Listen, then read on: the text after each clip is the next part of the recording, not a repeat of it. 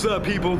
So I want to clear up a little confusion because in my last video I used the term a system of white supremacy, which is a term that many people aren't familiar with, because normally when we hear the word white supremacy we think of white supremacists, which, you know, we picture someone dressed in a KKK robe or neo-Nazi skinhead, you know, someone who looks kind of like me, if you didn't know what I was about.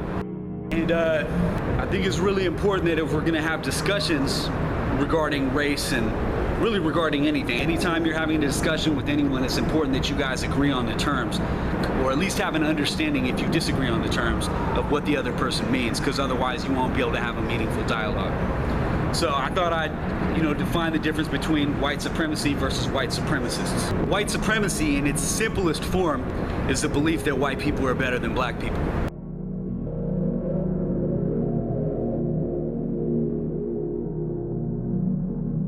That there's a hierarchy, a racial hierarchy. You hear the word supreme in there, white supremacy, where one group has it better than another simply based on the color of their skin, white at the top. So next time you hear that word, don't get all thrown off into a hissy fit about it. Just because the word white is in it, don't necessarily assume that they're saying that you're a bad person just because you're white. They're talking about the system that we all live in, that programs all of us to believe, consciously or unconsciously, that one group is better than the other one. And we need to learn how to reprogram ourselves from those beliefs, because not only are they immoral, but they're false. You know, science has proven that. You don't have to believe in your heart that you're a racist. You don't have to believe that white people are better consciously to participate in this system. I'm not going to go so far as to call someone a white supremacist just because they may have internalized these beliefs, because these beliefs are programmed into us from the media, from music, from our parents, our family. Oftentimes our parents don't even realize they're being racist, yet they still pass these beliefs on to us. Many of us, we've been programmed to not even see it because it's all around us. It pervades every institution. If you look anywhere out in the world, white folks are doing better. We divorce ourselves from the idea of white supremacy because, as most white people, we don't consider ourselves white supremacists. Now I'm new to this video shit, but I had an idea, which was I put together this list, just some of the things that we might have done to have internalized white supremacist thinking. You know, this is just off the top of my head. I didn't, like, you know, do exhaustive research or anything. But okay, so when you picture a neighborhood, and you think of when you picture what they call a good neighborhood, what's the image in your mind? What do the people look like? In a good neighborhood, you think of a neighborhood with a bunch of white people. Okay, what about a bad neighborhood?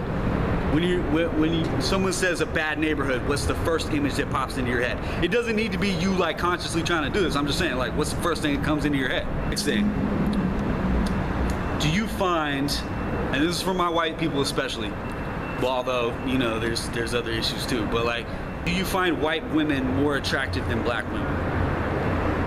I'm not saying you're racist, I'm just saying, like generally, when you're out, when you're at the mall or whatever, checking out females, like, which ones catch your eye? Are you looking more at the white females, or are you looking more at the black females? What about black men versus white men? Who do you think's scarier? Who do you get more scared? Like, when you're walking by a group of people, does that fear come in? Do you get a little bit of adrenaline rush? You more scared of black folks, or you more scared of white folks? And why? Do you know, like, have you had any personal experiences that made you reason? You know what I'm saying? Have you gotten beat up by a black person? Maybe you have, I don't know, but I'm just saying. Like, if you haven't, do black men still scare you more than white men do? Okay, here's another one. A lot of us do this without realizing.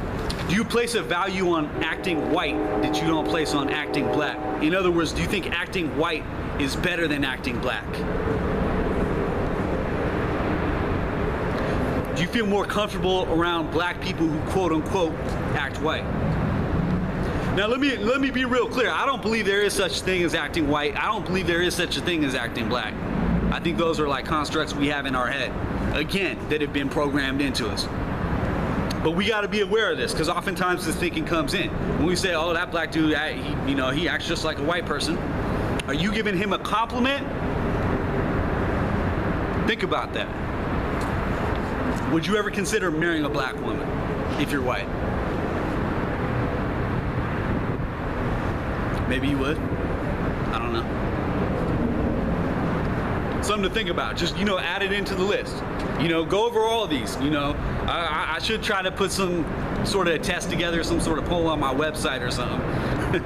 You know, give you results. Or you were a white supremacist. Nah, I'm fucking with you, but really, you know, you got to take these things into account because a lot of us are not aware of these. This is a big one. This is a big source of pain. Have you ever walked across the street to avoid a black person? The reason I'm asking this is because I got black folks that tell me about that shit happening to them all the time. They tell me how much it hurts. You know, clutching a purse, that's another one. Just the other day, I was talking to this girl. She said white women be clutching their purses when she walks by. It's like, damn, I don't want your shit. You know, and then she said that makes her angry, which of course then she gets painted as an angry black woman. I almost feel bad even just saying this one. If there's a black person that you don't know around, do you secretly wonder if they're gonna steal from you? Let's say it's a contractor or a plumber. Do you keep a slightly better eye on your stuff? Here's a big one. What if you're gonna receive open heart surgery and your life depended on it? Would you prefer a white doctor? Now, these questions are not for me to judge you. These questions are for you to look at yourself, to analyze yourself. Because I would say that while most of us have good intentions, many of us, in fact, perhaps all of us, have unconscious beliefs and biases that we're not even aware of. This is not about me calling you a racist, and this is not about me calling you a white supremacist. This is about me helping you look at yourself. Because I didn't used to see these things in myself. There were things in me that I was not aware of, and I wish someone would have told me earlier. You know, so I could correct myself earlier. You know, I'm 32 now, and I'm on my path to recovery. So, you know, hopefully we can spread this information around and we can all work on it. Because ultimately it's about getting together, you know. Ultimately we have to heal this divide because our country has such a fucked up history about race. Really, if you think about it, okay, if you actually do your research on the history of this country, you will be shocked. If you're a patriot, you will be shocked to discover how evil many of the things that brought this country into existence were. The fact that this country, in fact, was built on slavery. It was built on Native American genocide. It was built on Western European imperialism. And our media, our propaganda, does everything in its power to convince us we are the good guys and that we have always been the good guys. And I believe many of us are individually, but if you look into the history of it, you will see that the United States have been the bad guys from the very beginning, including right now to many people in our own country. We live in a global system of white supremacy. And if we want any sort of credit for not being racist or not being white supremacists, then me and you both right now have to decide that we're gonna do what it takes to right these wrongs, to heal ourselves from the sick shit that we've been programmed with.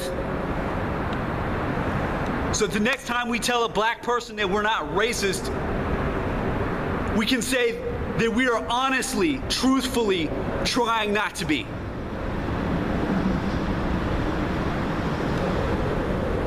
Thank you.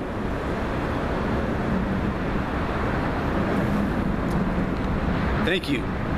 Please subscribe to my channel. I got more to come. And I want to say, you know, I love you all. Just in case you thought, you know, I come off as angry, but ultimately, you know, I love my white people too. We're all in this together. We got to find a way to peaceably work through it. And anyone who genuinely wants to come to me and reach out, I'm here. I'm here. Let's do this. You know, let's do this together. Thank you. Hey, what's up? Hey, it just dawned on me that some of y'all were probably like, damn, he's just complaining about the problems. What are the solutions? Well, to begin with, just number one, educate yourself as much as possible. That's the first step on all of these things, because we can't heal nothing that we don't know about. So yeah, I'm gonna get more into the solutions in future videos, but just in case all you thought I was doing was ranting about white supremacy, no, there are things we can do. Number one, it starts with understanding. It starts with education. So read some books, watch some YouTube videos, participate in some forum discussions, you know, just keep an open mind. You know, that's all. all it takes at the end of the day. We just got to keep growing and keep learning. It's not an overnight process. And, you know, thank you. I hope to be in contact with you guys soon. And hope you enjoy this video. Hope you enjoy future videos. And let's work towards positive solutions, you know, in our day-to-day lives. Thank you.